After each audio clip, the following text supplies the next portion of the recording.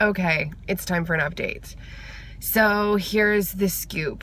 In February, oh God, I don't even know where to start. It's been so long. In February, we did the uterine receptivity test. We did the ERA. So essentially, you do a frozen embryo transfer protocol. You do the estrace, you do the PIO, and then on the day that you would have had the transfer, you do a biopsy to actually check and see if the uterine endometrium is actually ready for a transfer and receptive. So the good news is that it was, but it's one of those tests where it's good news and bad news. You almost in some ways hope that something's wrong, because the fact that I'm receptive is great, except it still doesn't explain why none of our embryos are taking. So that's both great and terrible at the same time. Fast forward, and we decide that we are just going to go ahead with the surrogate. Screw it. We're just going to go ahead. So we have an appointment in Toronto with Dr. Laskin. We meet with him. He's on board. He says, yes, no problem. Surrogate sounds great. The only thing is we're not taking your embryo. And it's like, what? Well, your embryo isn't going to travel well. We don't believe that it'll survive the trip from Ottawa to Toronto. And it was a piss off. I was traveling for work and I was at a conference, and I definitely sat in a bathroom and cried for a while after that one, because it's just so frustrating. Like, you know how it is. It's 10 steps forward, 2,000 steps backwards. And just as you think you're getting somewhere, there's some other diagnosis loophole. We can't, you should, and all of a sudden you're back where you started and you have no idea how it happened. So I cried in a bathroom stall for a while, which was super fun and not at all shameful. And realized, okay, fine. You know what? We struggled so hard. We thought about doing this last transfer with me. Let's do it. Screw it. We both had a lot of feelings that we worked so hard to make this embryo, and it's so perfect, and it's the nicest, most beautiful embryo we've ever made, and we're killing it. We're just going to put it into my sad, crappy old attic where it has no chance of living, and that kind of sucks. But we're trying not to feel that way. We're trying to feel good and positive. And like this, like we've said about 1,000 times before, if anything has the chance of working,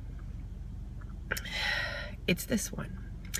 So, so we decided to go ahead and do that. So, we booked our appointment with the Ottawa Fertility Center, and off we went. Everything was okay. I had to wait a month, have a cycle, start the Lupron. So I started the Lupron August 24th, and, I started estrace a couple weeks later, and I start PIO today. I had my scan and my bloods yesterday. My lining is the thickest ever. Like, I'm jazzed about my lining. I'm at an 8.7. They want you at a 7. Normally I squeak in at like a 6.9, and they're like, well, this time it's pretty much a 9. Let's be honest. 8.7. Let's round up and be kind. And my estrogen levels were good, so we start PIO today, and then transfer is Wednesday at 11:30. In the meantime of all of this happening, my doctor has sort of come out and said, like, it's time. I've been in a pretty indescribable amount of pain for the last little while, and nothing, because I've been off my meds, nothing's been controlling it. Being at least on continuous birth control stops my cycle, so at least there's that. But now I'm at the point where, like, even outside my cycle, things are still pretty uncomfortable, and it's interfering with my day, my life, and my work, and my social life, and my ability to do the things that I like doing. And my doctor kind of just said, well, maybe it's time to just take it all out and call it a day. And I begged and I pleaded, and they agreed. Okay, fine, we will let you have this transfer with, I don't know if I've told you that we've started calling our embryo Nemo, because he's, Nemo is the last one, and he's kind of sad and damaged, and you love him anyway. That's our last embryo. But she's gonna let us do that, let us transfer Nemo, and then let us do one more stim cycle. I'll have to live in Toronto for that stim cycle for the 3 weeks until retrieval. Yeah, it's been rough. I will be honest, it has not been an easy few months, which is part of the reason we haven't been updating. I've been taking some time just to sort of manage, you know, trying to make myself feel better and trying to figure out how to manage chronic pain stuff and trying to figure out how to keep my head above water.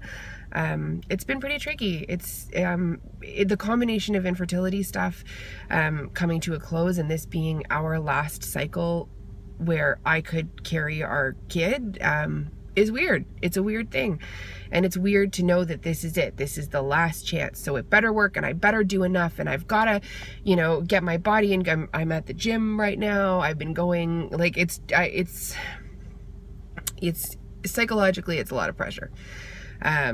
So anyway, this is the update. It is Wednesday at 11:30 is transfer day. So hopefully it works and everything is hunky-dory and off we go. And if not, then, you know, at least we have a backup plan. I'll have one period and then I'll cycle, and then my next right after my next period, I'll start stims in Toronto. So we've got a plan, people. Anyway, that's me. I'm sorry I have not been around. I've been a little bit underwater, but how are you? How are you doing? I've still been watching your videos. I've still been keeping up, and I want to know how you're doing. So drop me a comment and let me know what is going on, people. Okay, I will talk to you later. I will do my very best to do more updates. I can't promise that I'll be super great and regular because it's just not the way my brain's working these days, but I will do my best to keep you posted. Okay. I will talk to you later. Wish me luck on Wednesday.